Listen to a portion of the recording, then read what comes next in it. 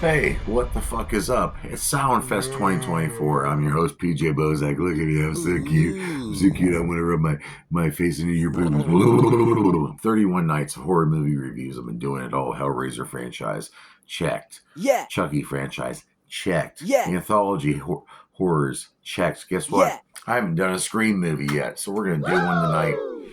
And if you don't know, the Scream came out back in the late 90s, starring Nev Campbell playing Sidney Prescott, who has to face this killer who's obsessed with horror movies, killing people, wearing this ghost face, being all annoying, and had some realistic stuff. Like you can see the killer back at that point. You never saw the killer get knocked down and falling or struggling to get to his feet, and he ran and chased after you.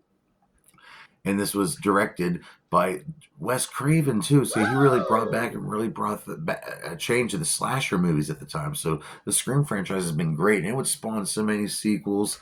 And there's talks of Scream 7 being made right now. All right. But today we're going to review Scream 4 from 2011. It's Dimension Films production.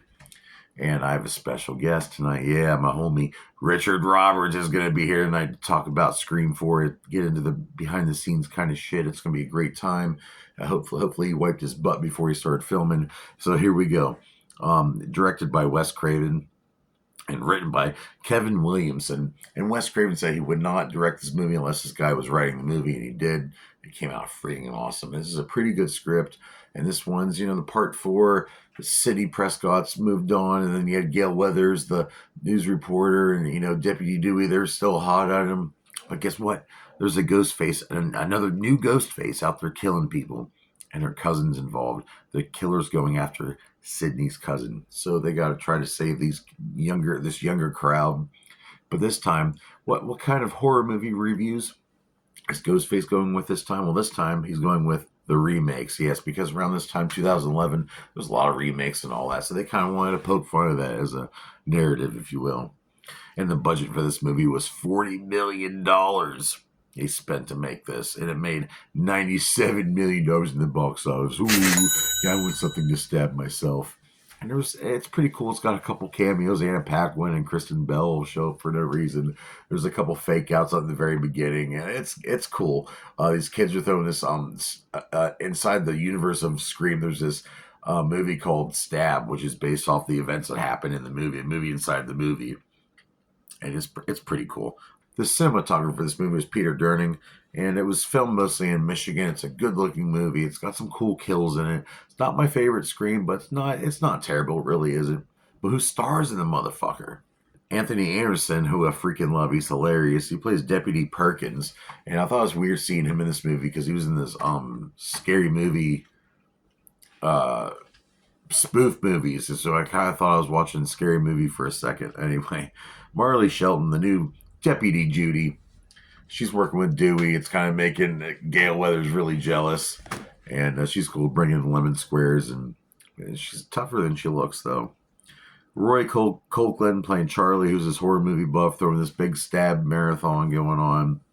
Hayden Panettiere, I'm sorry if I said that wrong, playing Kirby, and Kirby's my favorite new character, and I'm glad she came back in part 6. She's a hot blonde baby, loves horror movies, can't go wrong there.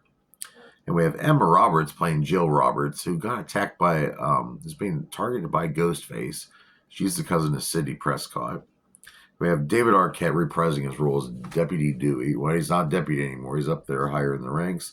Courtney Cox playing Gail Weathers. And one of the baddest final girls of all time, Nev Campbell playing Sidney Prescott. Fucking love her.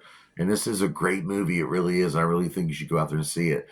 But right now, let's switch it over to little Rusty G. Let's Richard Roberts. go. Homie, give us some Scream 4 facts. Yo, welcome to another episode of PJ Bozak's Salmon Fest, and tonight's movie we'll be reviewing will be Scream 4. Now, there's some pretty interesting things I found out digging around about some facts about Scream 4 that I didn't know about. Selena Gomez was originally thought to play Jill Roberts, but obviously No they changed shit. that. There is a bust of Henry Winkler, the principal from the first Scream, in the school hall. You can barely see it though, but it's in the scene where Jill's talking to Kirby. Also, for the first time in Scream's franchise, a CGI knife was used because Wes Craven didn't like the look and feel of a prop knife. He said it looked unnatural. Dewey doesn't limp in this movie because in the script it is explained he went through years of physical therapy, and of course we're seeing throughout the films after he got stabbed, the limp continuously stayed. Also, originally Dewey and Gale were to have a child until Wes Craven realized that it would be impossible to film, and also would Gale Weathers bring the child to the murders.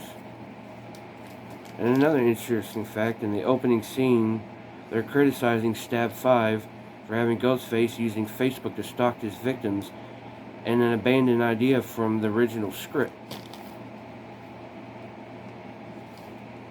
Also, Deputy Judy Hicks is a nod to a character of the same name played by Michael Biehn in 1986 Aliens. Also, at the end of the scene, Trevor is seen wearing the same outfit as Neil Prescott was in the first Scream movies. Also, I gotta say about this movie is I love it just as much as I do the first Scream. It's probably my second favorite Scream movie out of the whole franchise, honestly. And I mean, it brought back so much of the original feel to it. I love the ideas, the plot twists, the leading of who could it be. You really didn't expect who it was going to be at the end. If you haven't seen it, I won't ruin it. But it is, I don't know, it just seems so nostalgic, even though it's a 2009 movie. But it just seems so close to the original, but with its own twists and tales. And favorite kill, I would probably have to say it's I can't think of her name. It's Kirby and Jill's friend that lives across the street from her. I have to say that's probably my favorite kill because as a slasher fanatic, we all know the more blood, the better it is. And that was probably, say, the most bloodiest and goriest, well, probably the goriest scene since the first Scream. But without a doubt, I have to say the bloodiest scene out of all the Scream movies that I have seen. And so, thank you for tuning in, and catch us next time. Whoop whoop. Whoop whoop. I love this guy. Me and him, we spent the whole gathering with each other this past year. We raised hell. It was great. We had a fun time. Thank you for all that going behind the scenes. Yeah, this movie's, it is my least favorite Scream movie, I will say, though. Maybe 3 is, maybe 4. They're kind of close. I love the first 2 the most. But thank you, Richard, for being on Soundfest 2024. But what do I rate Scream 2011? I'm going to have to rate this 3 out of 5 dog dicks. That's a good rating. If you really want to get into the whole Ghostface thing, start with Scream 1, work your way up. There was a Scream television series, but we don't need to talk about that. So join me here tomorrow night in some more Showerfest 2024. And my nipples are really hard just thinking about tomorrow, seeing your faces again. Actually, I can't really see you, but you can see mine. Oh, yeah, all over my face. But before that, here's a quick clip from the movie Scream 4. You know what I always noticed about all these Scream movies? Everybody's always on the fucking phone. It's worse than being at a movie theater. But yeah, Wes Craven, you came up with some pretty cool movies here, man. But, you know what? Maybe I do appreciate this movie a little more than I think I do. It's not bad. But yeah, Scream 4, it's got quite a twist to it. They all have quite a twist. And it's all about the remix reboots. Ah, look out, bitch.